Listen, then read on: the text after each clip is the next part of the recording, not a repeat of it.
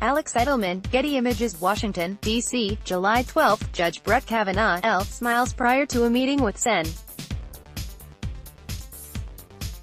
Benjamin Sass, RNA, in the Russell Senate Office Building on July 12, 2018 in Washington, D.C.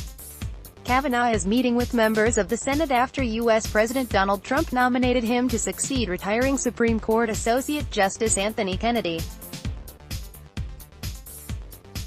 Photo by Alex Edelman, Getty Images, San Diego. Judging Supreme Court nominees is tricky.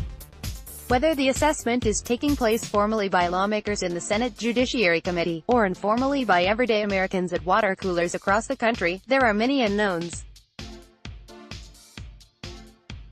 Nominees are usually careful not to give any hints during their confirmation hearings about how they might decide issues that could come before the High Court. They would likely never make a promise about how they might rule on a case, but even if they did, they could always break that promise once on the court.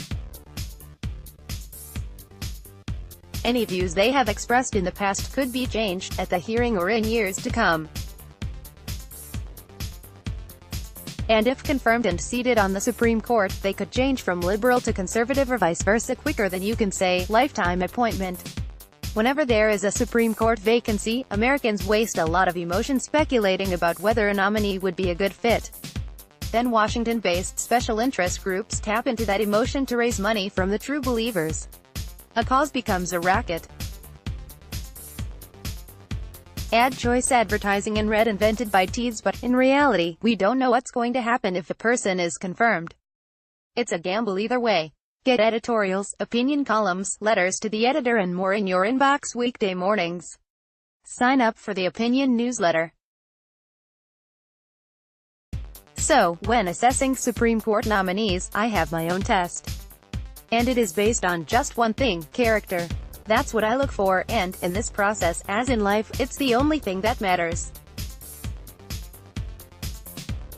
Judging from his remarks at the White House last week when his nomination was announced, Federal Appeals Court Judge Brett Kavanaugh has buckets of character. He radiates it. Where did the 53-year-old get all this character?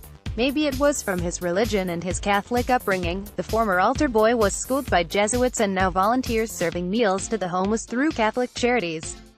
Maybe it was from the hard work and dedication that Kavanaugh obviously poured into a top-flight education at Georgetown Preparatory School, Yale University and Yale Law School. Maybe it was from teaching young law students at Harvard, Yale and Georgetown. He is generally regarded, according to news reports, as one of the more popular members of the faculty, someone who is accessible and helpful to students. Maybe it came from a career of public service, as an attorney working with independent counsel Kenneth Starr in the 1990s, as a lawyer advocating for George W. Bush in the Florida recount in 2000, later as staff secretary in the Bush White House, and most recently as a judge on the U.S. Court of Appeals for the District of Columbia Circuit. My guess is that Kavanaugh got most of his character from his parents, who appear to have worked hard in their own lives to accomplish their dreams and seem to have taught him well. An only child, Kavanaugh obviously loves, respects, even idolizes his parents, especially his mother, who herself went from high school teacher to prosecutor to judge. His son is clearly just as proud of his mother as she is of him. But aside from the question of where Kavanaugh's character comes from, how do we even know he has it? That's easy. Look at how he talked about his family, not just his parents but also the people who know him best because they live with him, his wife and daughters. Given all his accomplishment and accolades, he obviously considers it a great privilege of his life to be husband to Ashley and father to Elizabeth and Margaret. In his remarks, he said, "I thank God every day for my family." So what should Americans look for in a Supreme Court nominee? That's also easy. We are conditioned to worship the big, those who went to big-name schools, have done big things, have big credentials, have racked up big accomplishments.